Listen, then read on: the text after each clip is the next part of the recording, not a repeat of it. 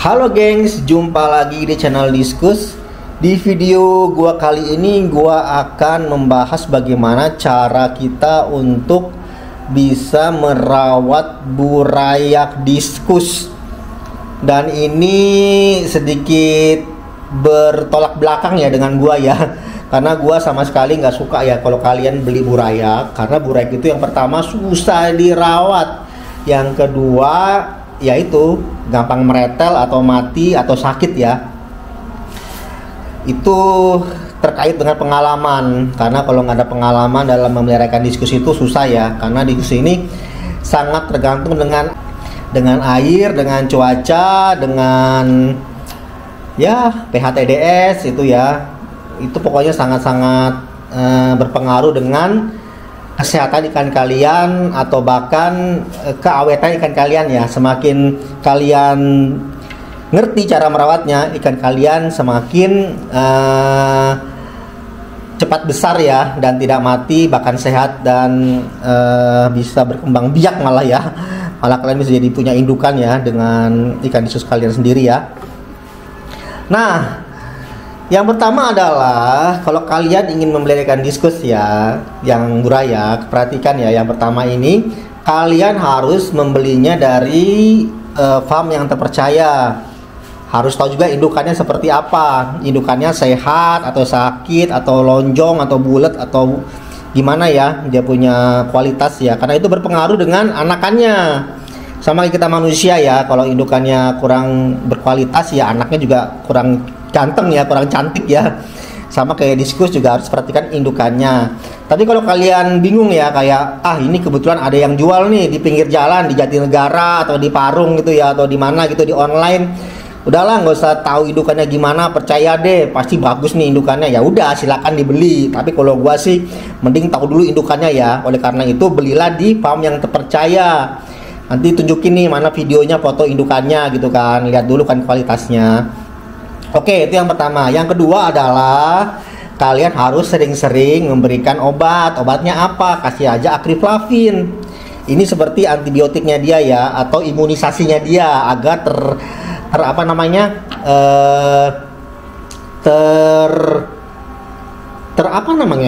ibaratnya agar dia sehat lah ya, tidak terkena penyakit ya. Sampai gua bingung ngomongnya apa ya. Jadi perlu yang namanya obat. Obatnya ini kapan dikasih? Kasihnya ya seminggu sekali, seminggu 2 kali gitu ya. Dikasih aja. Berapa takarannya di sini ada ya.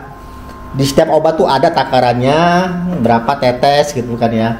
Kalaupun pakai yang lain boleh nggak? Bisa pakai yang lain. Pakai ya mungkin merek ini Memphis ya. Ini Memphis ya, sorry bukan Memphis, Medfish. Nah itu juga bisa pakai yang eksternal, itu juga bisa ya, eksternal free ya, untuk penyembuhan bagian luar ya. Karena anakan diskus seperti ini dia gampang terkena jamur, bakteri, bahkan virus ya. Oleh karena itu butuh yang namanya obat. Kalau kalian susah cari merek lain selain akriflavin, ya udah akriflavin aja. Ini banyak dijual di toko obat ya. Nah itu kasih aja ke dia, ke ikan ini ya, maksudnya ya, ke burayak ini ya. Kemudian yang berikutnya adalah perhatikan suhu udaranya. Suhu air, temperatur air itu harus stabil di angka 27 sampai 30 derajat. Oleh karena itu kalian butuh yang namanya temperatur ya, temperatur air, supaya airnya stabil, karena ikan ini itu gampang meretel di suhu yang dingin. Oleh sebab itu butuh suhu yang agak hangat.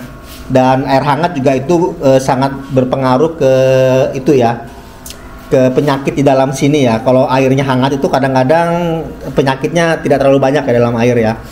Kemudian yang berikutnya adalah gunakan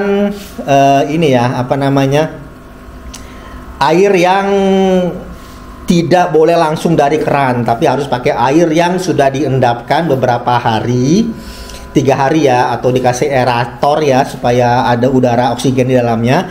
Endapkan airnya 3 hari baru dikasih ke ikan ini ya, ikan burayak ini ya. Kemudian kalian perlu ngecek dulu pH dan TDS-nya. Perhatikan pH TDS air ya. Kalian perlu yang namanya punya alas yang namanya seperti ini nih. Ini pH meter ya. Ini pH meter. Dan ini ada TDS meter. Nih TDS meter ya. Nih kayak gini nih alatnya nih. Ini kalian butuh punya nih. Kalian bisa cek ya dalam air ini, nanti ada angkanya keluar di sini. Kalau angkanya itu terlalu tinggi, misalnya 300, 400, hati-hati. Usahakan kalau ikan anakan ini menggunakan temperatur, menggunakan TDS di angka yang ini ya, yang di apa namanya, di kisaran 150 lah ya, paling besar ya. Karena semakin banyak kandungan dalam air tuh semakin itu ya, semakin bikin ikannya susah beradaptasi ya. Oleh sebab itu kita butuh TDS yang rendah untuk burayak. Nah ini gua punya TDS meternya mati ya, kayaknya baterainya habis.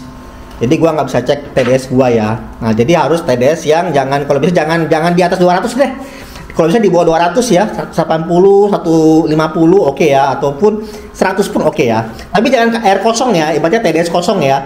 Jangan yang 0 TDS-nya atau TDS 5, 10, jangan. Karena ikan burayak butuh mineral juga. Karena TDS yang tinggi itu biasanya kandungan mineralnya juga ada ya. Seperti kita manusia butuh mineral kan. Nah, mereka juga butuh mineral. Oleh sebab itu, jangan sampai terlalu kosong ya TDS-nya ya. Kalau bisa ya 100 sampai 150 lah ya. Yang kedua, pH juga harus diperhatikan. pH-nya jangan sampai 8 ya. Kalau bisa 7,5, 7 atau 7 ke bawah oke ya untuk burayak diskus ya. Nah, itu yang diperhatikan. Kadang-kadang kalian pelihara ikan diskus karena masalah harga ya lebih murah, tapi kan tidak memperhatikan masalah obat-obatannya, tidak memperhatikan masalah suhu udaranya, tidak memperhatikan masalah pH dan TDS. Akhirnya apa? Ikan kalian meretel, mati gitu kan ya. Nah, itu hati-hati. Jadi jangan cuma bisa pelihara doang tapi nggak ngerti bagaimana cara merawatnya. Nah, itu tuh yang sering tuh ya, karena ngejarnya apa? Murahnya itu, punya ikan diskus murah, bangga gitu kan, punya diskus 10 burayak gitu kan, belinya murah, 10 ekor dapat 100.000 nih. Wah, seneng ya. Padahal 100.000 tuh bisa beli ikan yang 2 ekor tuh. Kalau 2 ekor 2 yang awet, yang tidak butuh banyak perawatan, hidupnya lebih lama, harusnya itu yang dibeli kan. Tapi kadang-kadang kita maunya yang murah tapi banyak gitu ya. Nah, itu mindset yang kadang-kadang bikin gua nggak suka. Kenapa kita jangan beli burayak diskus? Karena senangnya tuh banyak tapi nggak ngerti bagaimana cara ngerawatnya. Dan kadang-kadang kalian kayak protes gitu ya, suka-suka gua lah, uang gua, hidup gua gitu kan, mau mati kan ya, mau apa ya terserah gua. Nah, itu kalau itu ngomongnya ya, kalian kalau udah ngomong seperti itu ya udah, gua nggak bisa ngomong apa-apa lagi kan. Karena emang bener ya, itu uang kalian, juga terserah kalian ya mau gimana-gimana. Tapi ini kan gue cuma memberikan yang terbaik supaya kalian tidak menyesal memelihara burayak. Dan tips kali ini yang gue kasih ke kalian, semoga itu bisa sedikit membuat ikan kalian, burayak kalian itu umur panjang, tidak cepat mati. Jadi seperti itu ya. Nah, setelah kita ngomong soal bagaimana cara menangani untuk masalah air, kita sekarang masalah makanannya. Kalau makanannya gue bisa pakai yang ini nih, ini Polaret, ini yang tidak perlu ditetaskan, tinggal ditaburin aja ya. Tapi kadang-kadang ada yang palsu, harus cari yang asli ya. Jadi harus beli di seller yang terpercaya. Ini adalah Artemia tetas yang sudah tetas ya, ini ya, tinggal ditaburin aja di atasnya. Tetapi kelemahannya ini, itu dia tidak bergerak, tidak membuat ikan ini tertarik. Kadang-kadang dia nggak suka tuh makan.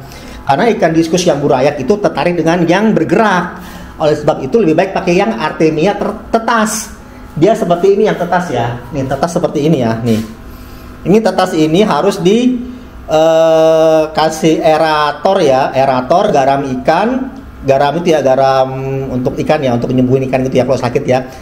Kasih ini tambah di air, baru kasih udara gelembung aerator, dia besoknya akan menetas. Nah, itu yang bisa dipakai untuk ini ya. Dan bagaimana cara menetaskan ini banyak ya di video-video YouTube ya, cara menetaskan Artemia ya.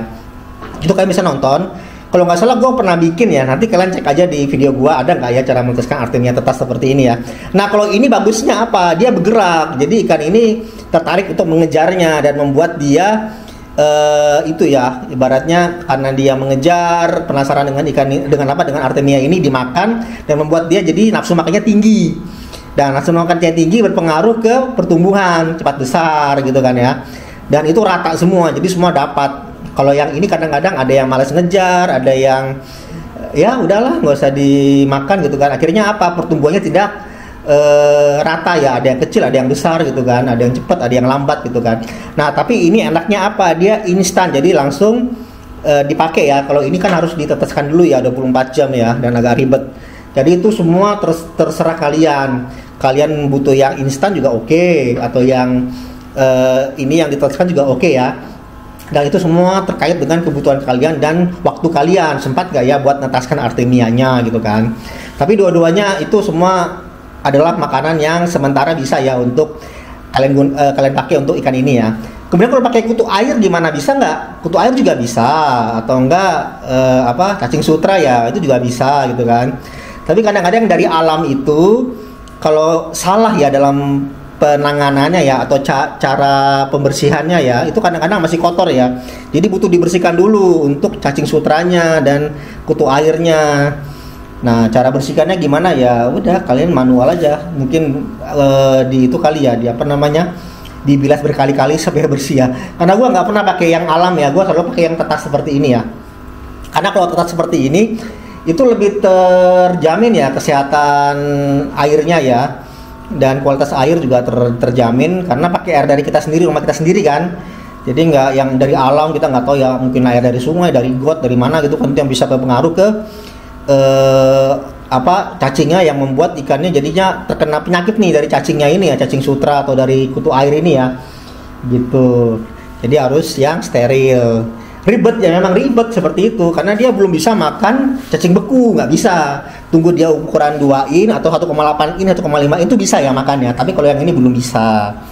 Jadi seperti itu tips cara merawat guraya ikan diskus. Ini ada 3 ya, nih nggak kelihatan memang. Dan semoga ini berhasil ya. Kalau berhasil ya alhamdulillah ya, puji Tuhan ya, ikan kalian bisa besar dan bisa bertumbuh dengan baik. Kalaupun nggak berhasil ya udah deh, beli yang ukuran agak besar aja deh ya, sudah deh ya. Ini gua ngomong seperti ini cuma membagi tips buat kalian. Siapa tahu pingin ya mencoba atau ingin membuktikan ya, bener nggak sih pelihara ikan diskus yang gurek ini susah, itu silakan dibuktikan ya dengan cara ya ini, tips yang dari gua ini dikerjakan aja ya. Semoga berhasil. Kalaupun ada tips-tips lain mungkin dari channel lain ya, silakan juga dipakai, nggak apa-apa ya. Intinya semua yang membuat konten seperti ini itu baik ya, baik supaya ikan kalian sehat, tidak mati, dan kalian tidak rugi memelihara ikan ini ya. Dan kalian bisa menjadi seorang peternak ikan diskus atau pemelihara ikan diskus atau penghobi ikan diskus yang berhasil. Oke sobat, demikian video gue kali ini mengenai bagaimana cara memelihara burayak diskus, dan kita akan berjumpa di video gue lainnya. Gue pamit dan salam diskus. Dadah gengs.